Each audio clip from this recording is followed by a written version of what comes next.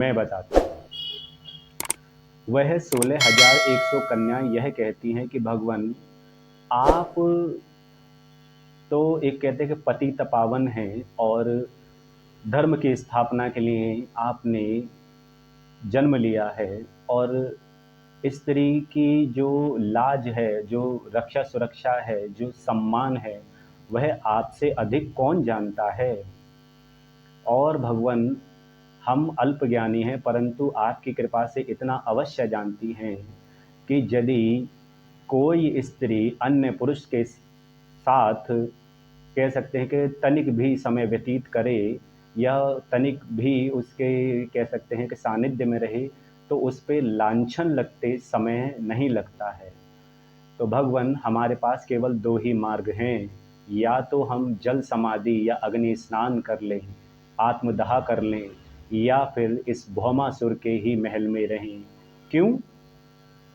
क्योंकि भगवान यदि एक बार स्त्री के चरित्र पर कोई लांछन लग जाए तो संपूर्ण जीवन निकल जाता है उसको धोने में, परंतु वह कलंक किसी भांति नहीं धुलता है। तो भगवान हम शिशु अवस्था से, बाल्य अवस्था से और कोई कोई युवा अवस्था से भी वहाँ रही हैं, तो भगवान क्या हमें ये समाज वह सम्मान देगा जो हम अपने पिता के यहाँ होती? क्या कोई पुरुष हमसे विवाह करेगा वह सम्मान देगा जो अपनी स्त्री को देता है? जैसे हम अपने पिता के यहाँ से कहीं अन्य ब्याह कर जाती, विवाह होता किसी अन्य पुरुष के साथ में, क्या हमारा भी वही सम्मान होगा जो आपकी स्त्रियों का है, जो अन्य स्त्रियों का है? भगवान हमारे चरित्र पर लांछन लग चुका है, तो या तो हम आत्मदाह करें या फिर हम इसी दैत्य के महल में रहें। तो भगवान यहाँ पर कह सकते हैं कि जो मनुष्य है, मनुष्य व्यवहार करते हैं, भगवान मौन हो जाते हैं और तनिक क्षण विचार करते हैं। तब भगवान कहते हैं कि आपकी इच्छा क्या है वह प्रकट कीजिए। तो भगवान से वह कहती हैं कि भगवान हमारी इच्छा ये है, आपसे अधिक सम्मान देने वाला इस जगत में कोई नहीं है, तभी ना आप जगत गुरु हैं। और यदि आपकी इच्छा हो तो हम अपने जो मन की इच्छा है वह आपके समक्ष प्रकट करना चाहती हैं। तो भगवान कहते हैं अवश्य ही प्रकट कीजिए। तो वह कन्याएं प्रस्ताव रखती हैं कि भगवान यदि हम आत्मदाह ना करें और आप चाहते हैं कि हम इस दैत्य के यहाँ भी ना रहें, तो हम आपके महल में आपकी दासी बन के रहना चाहती हैं। यदि आप की इच्छा हो तो हम आपके महल में आपके दासी बन के रहना चाहती हैं और दासित्व स्वीकार करती हैं। आपकी हम सेवा में रहना चाहती हैं, आपकी चाकरी करना चाहती हैं। तो भगवान कहते हैं कि यदि तुम्हारी ऐसी इच्छा है तो मैं अवश्य ही ये आपकी इच्छा पूर्ण करूँगा।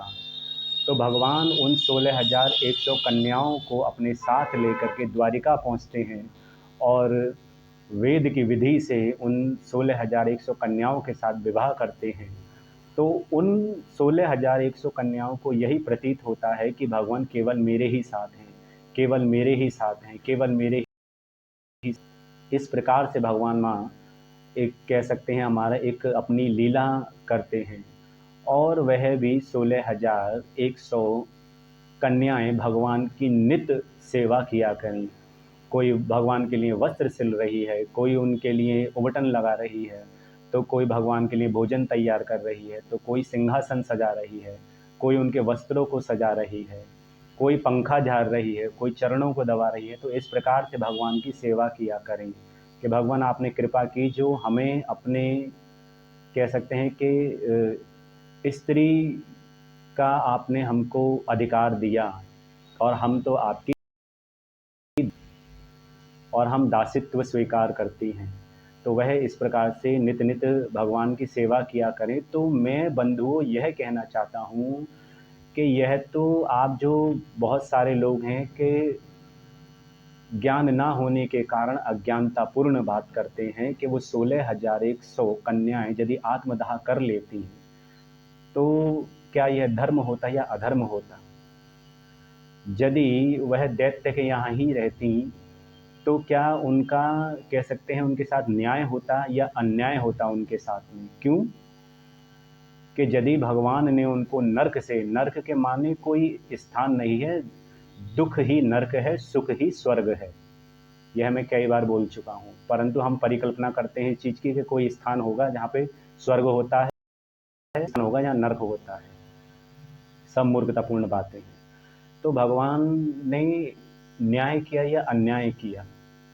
और यदि आप स्वयं ज्ञानी हैं, आप स्वयं विचार कर सकते हैं कि यदि भगवान उनको ना अपनाते अपने स्त्री स्वरूप में, कि भाई चलो इनके साथ विवाह करके मैं इनको अपना नाम देता हूँ, इनको सम्मान देता हूँ, तो यदि वह अन्य पुरुषों के साथ में विवाह करती तो क्या उनका वही सम्मान होता, वही मान होता जो अपने स्वयं के पिता के घर से विवाह के वो किसी अन्य पुरुष के घर जाती?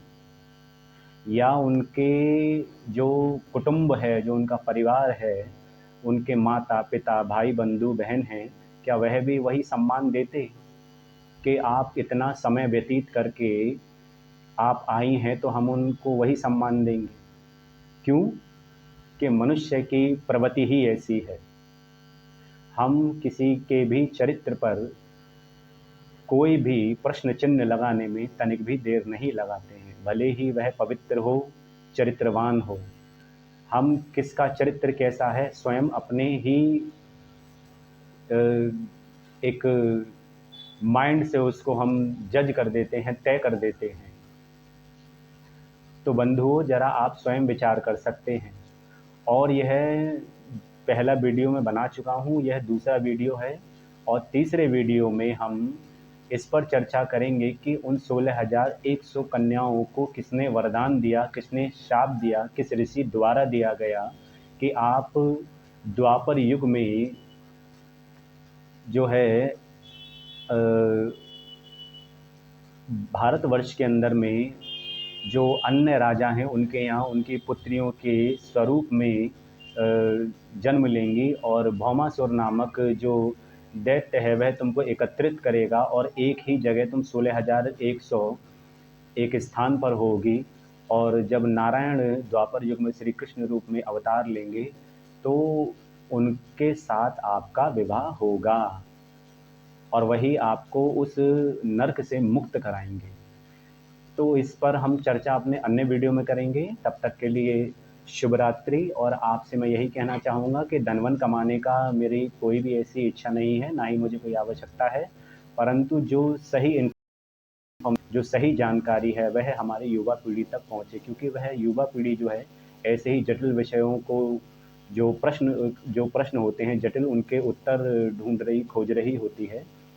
तो यदि आपको वीडियो अच्छा लगा हो तो मेरे यूट्यूब चैनल को सब्सक्राइब करें, बेल आइकन दबाएं, लाइक एंड शेयर करें, और बस यही मैं कहना चाहूँगा आपको। और जो आगे की चर्चा है इस विषय की वो हमने अपने तीसरे वीडियो में पूर्ण करेंगे। पुनः शुभ रात्रि।